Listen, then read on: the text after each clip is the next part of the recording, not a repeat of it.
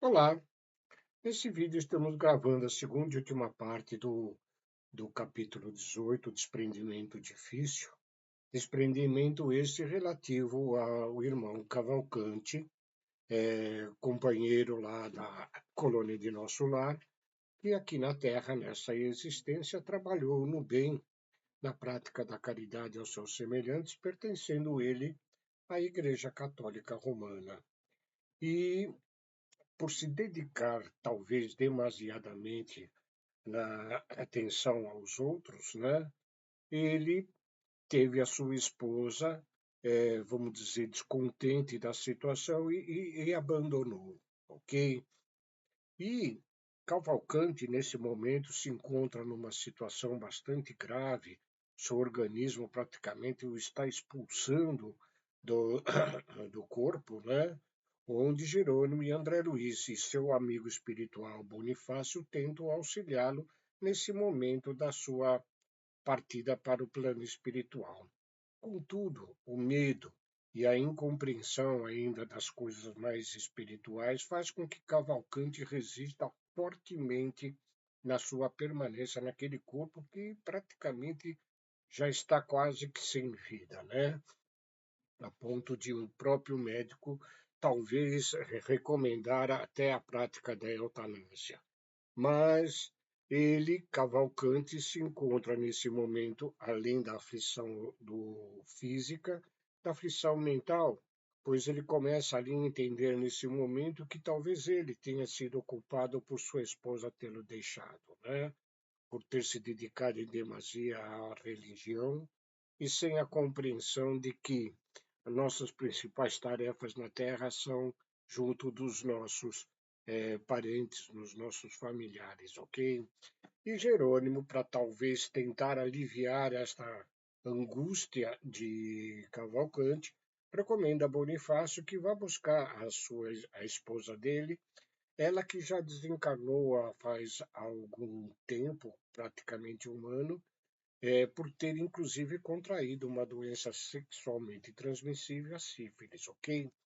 Então aqui nós damos a continuidade, onde Bonifácio pôs-se pronto para cumprir a ordem de Jerônimo e assegurou integral cooperação.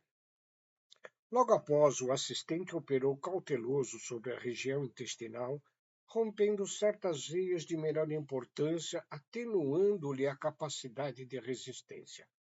Ausentar-nos-íamos por breves horas, considerando que o relógio assinalava poucos minutos além do meio-dia. Antes, porém, de nos afastarmos, observando o quadro emocionante da enfermaria gratuita, a que o moribundo se recolhera, perguntei a Jerônimo admirado: já que o nosso tutelado se enfraquecerá a ponto de fazer observações no plano invisível aos olhos mortais, chegará ele a ver também as paisagens de vampirismo que nos impressionam no recinto? Vampirismo, né? Essa expressão é usada àqueles espíritos que sugam as energias ainda dos encarnados, seja por motivos vingativos, por motivos de obsessões, por motivo até de ainda espíritos desencarnados estarem de tal forma ligados à matéria que necessitam dos eflúvios, dos fluidos que exalam destes corpos doentes ali naquela enfermaria. Sim, informou o orientador com espontaneidade. Oh, mas terá ele energia suficiente para ver tudo sem perturbar-se? Não posso garantir, André. Naturalmente, qualquer espírito encarnado diante de um quadro desses poderia ser vítima de loucura e possivelmente atravessaria algumas poucas horas em franco desequilíbrio. A visão dessa situação não deve ser tão agradável assim, né? Dada a novidade do espetáculo, quando a luz aparece em determinado plano, onde a criatura esteja aptas para ver, tanto se enxerga o pântano também como o céu. Questão de claridade e sintonia, simplesmente. A notícia pôs-me fremidos de piedade. A enfermaria estava ali repleta de cenas deploráveis.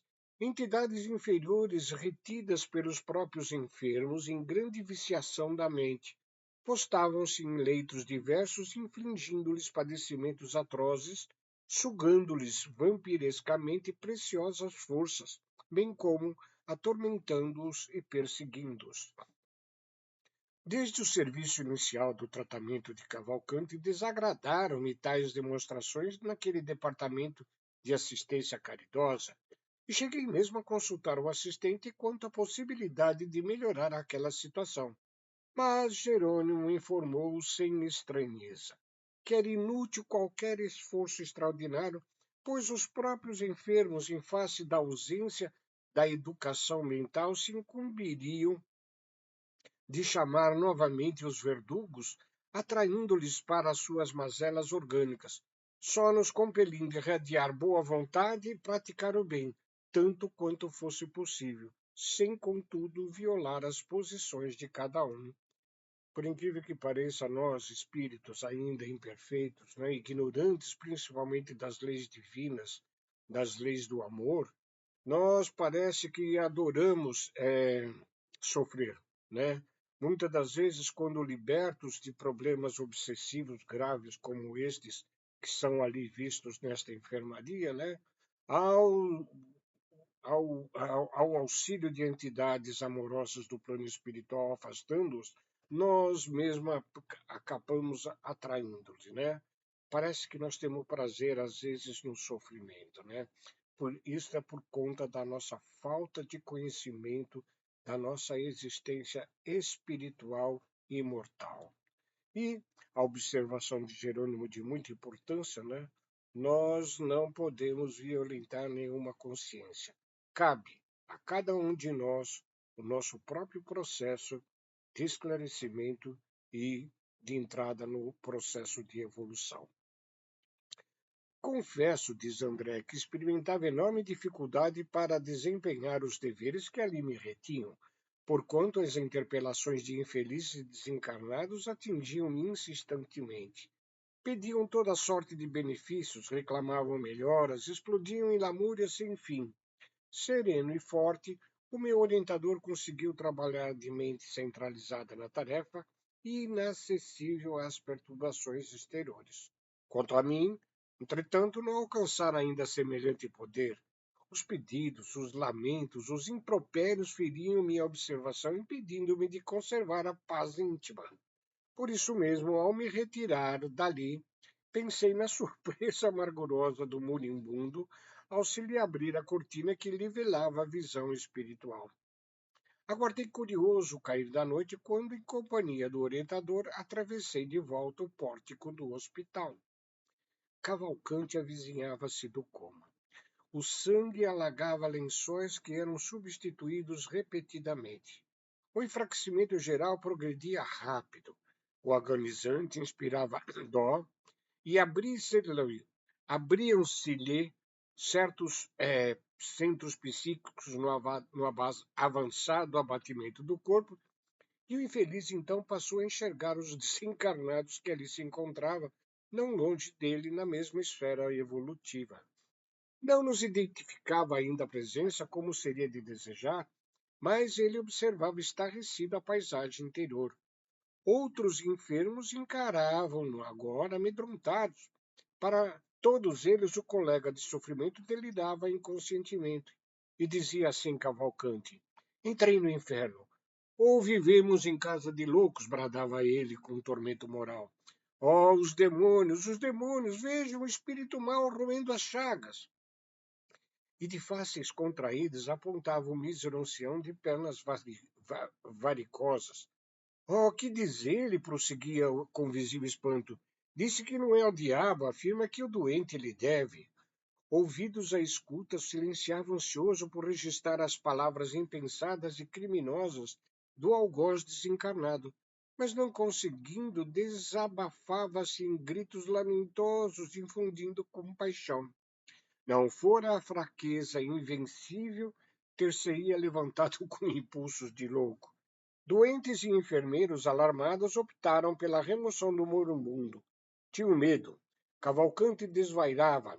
Consolavam-se, todavia, na expectativa de que a hemorragia abundante prenunciasse termo próximo.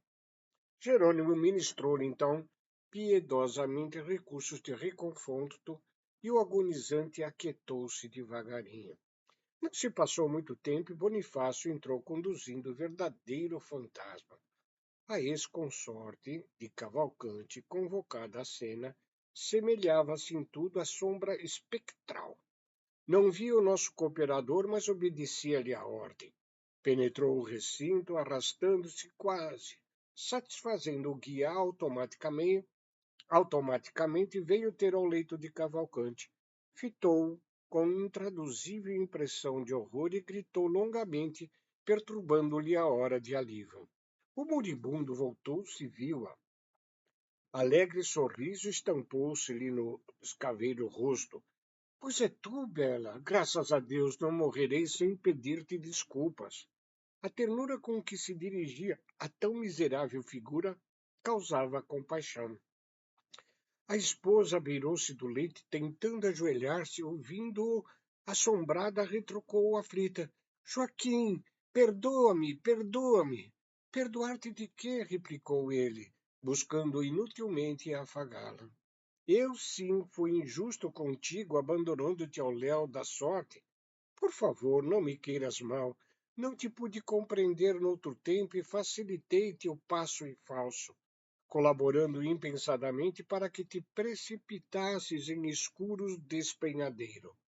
Não entendi o problema doméstico tanto quanto devia. Hoje, porém, que a morte me busca, desejo a paz da consciência. Confesso minha culpa e rogo-te perdão. Desculpa-me.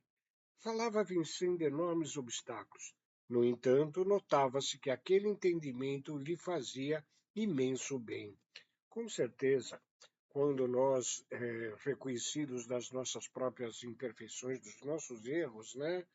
Quando conseguimos nos desculpar e pedir perdão, né? Alivia-nos o peso emocional, as tensões que o nosso espírito carrega por sabermos tão irresponsáveis na prática de erros que não deveríamos mais praticá-los. A mente apaziguara-se, contemplava a esposa reconhecido quase feliz. Ó Joaquim, suplicou a mísera, perdoa-me, nada tenho contra ti. O tempo ensinou-me a verdade, sempre fostes meu leal amigo e dedicado marido. O moribundo escutou-a, esboçando expressão fisionômica de intensa alegria. Fitou-a em êxtase, totalmente modificado, e murmurou: Agora estou satisfeito, graças a Deus. Nesse instante, o mesmo médico que víramos pela manhã avizinhou-se do leito para a inspeção noturna, acompanhado de diligente enfermeira. Chamado por ele, voltou-se Cavalcante e, pondo na boca todas as forças que lhe restavam, notificou feliz. Veja, doutor, minha esposa chegou, enfim. Interessado em conquistar a atenção do interlocutor, prosseguiu. Estou contente, conformado. Mas minha pobre Bela parece enferma, abatida. Ajude-a, por amor de Deus. Relanceando em seguida o olhar pela extensa enfermaria e fixando os quadros tristes entre os encarnados e desencarnados, inquiriu: Por que motivo, doutor, tantos loucos foram internados aqui? Olhem, olha aquele, parece sufocar o infeliz. Indicava a particularidade dolorosa em que certa entidade desencarnada assediava a pobre doente atacado de asma cardíaca. O médico, no entanto, contemplou-o compadecido e disse à servência: É o delírio, precedendo o fim. Entre mentes, Jerônimo recomendou a Bonifácio retirasse a sombria figura da ex-consorte de Cavalcante, acentuando: Não nos convém, doravante, a permanência de semelhante criatura aqui. Já cumpriu as obrigações que a trouxeram aqui e ainda possui numerosos credores à espera. A desventurada reagiu procurando ficar, mas Bonifácio empregou força magnética mais ativa para alcançar o objetivo necessário. Reparando, porém, que a ex-companheira se afastava aos gritos, o agonizante pôs-se a bradar alucinado. Volta, Bela, volta! Esforçou-se o clínico para trazê-lo à esfera de observações que lhe era própria, mas debalde. Cavalcanti continuava invocando a presença da esposa em voz rouquinha, opressa, sumida. O médico abanou a cabeça e exclamou quase que num sussurro: é impossível continuar assim, será aliviado. Jerônimo penetrou-lhe no íntimo porque passou a mostrar extrema preocupação, comunicando-me gravemente: beneficiemos agora o moribundo por nossa vez, empregando medidas drásticas. O doutor pretende impor-lhe fatal anestésico. Atendendo-lhe a ordem, segui à fronte do agonizante, ao passo que ele lhe aplicava passes longitudinais, preparando desenlaces. Mas o teimoso amigo continuava reagindo. Não, exclamava mentalmente, não posso morrer. Eu tenho medo e eu tenho medo. O clínico, todavia, não se demorou muito e, como o enfermo lutava desesperado em oposição ao nosso auxílio, não nos foi possível aplicar-lhe golpes extremos. Sem qualquer conhecimento das dificuldades espirituais, o médico ministrou a chamada injeção compassiva, ante o gesto de profunda desaprovação do meu orientador. Em poucos instantes, o moribundo calou-se, inteiriçando-se os membros vagarosamente, imobilizou-se a máscara facial, fizeram-se vítreos os olhos móveis. Cavalcanti, para o espectador comum, estava morto. Não para nós, entretanto. A personalidade do desencarnante estava presa ao corpo inerte em plena inconsciência e incapaz de qualquer reação.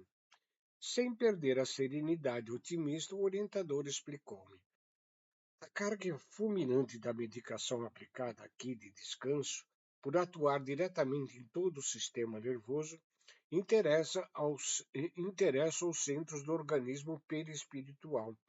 Cavalcanti permanece agora colado a trilhões de células neutralizadas, dormentes, invadido ele mesmo de estranho torpor que o impossibilita de dar qualquer resposta ao nosso esforço. Provavelmente só poderemos libertá-lo depois de decorrida mais de 12 horas. Vejam o fato na qual o perispírito se mantém ligado a um corpo morto já, né? Mas que, até pelo auxílio dos amigos espirituais, não conseguem desenlaçá-lo daquele corpo já em estado que começa a iniciar-se em putrefação, ok? Regressando Bonifácio, o meu dirigente prestou-lhe informações exatas e confiou-lhe o pobre amigo, que foi imediatamente transportado ao necrotério. E conforme a primeira suposição de Jerônimo, somente nos foi possível a libertação do perispírito do recém-desencarnado quando já haviam transcorrido 20 horas, após serviço muito laborioso para nós. Ainda assim, Cavalcanti não se retirou em condições favoráveis, nem animadoras. Apático, sonolento, desmemoriado, foi por nós conduzido ao auxílio da casa transitória de Fabiano, demonstrando ali necessidades de maiores cuidados. E assim terminamos esse episódio, com esse desprendimento difícil, né? Onde o espírito de Cavalcanti, pelas próprias inconsciências da espiritualidade real, faz com que se tornaram difíceis o seu desenlace, né? Mas ele será socorrido. E no próximo capítulo, penúltimo deste livro, capítulo 19, nós veremos a serva fiel, né? Outra ação da equipe de Jerônimo junto a essas entidades que trabalharam aqui na Terra no bem, mas que nem por isso são já espíritos avançados, mas apenas espíritos de boa vontade com os seus semelhantes. Fiquem com Deus, muito obrigado e um beijo a todos.